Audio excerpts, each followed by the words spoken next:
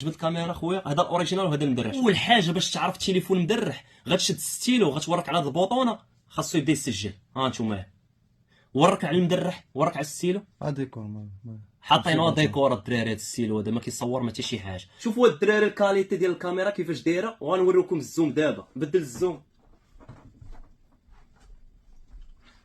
وشوف الفرق ما بين الاوريجينال والمدرح الدراري باش تعرفوا القوان. شوفوا الخوت المدرح ملي كيشعل اش كيعطيك. سامسونج جالاكسي اس 24 الترا 1 تيرابايت. الله يحفظك شريني والله حتى اوريجينال كيبقى يقنع فيك. شوفوا الاوريجينال ملي كيشعل الدراري كيطلع لك غير سامسونج فقط. ضروري دير هاد الكود باش تعرف واش التليفون اوريجينال ولا مدرح.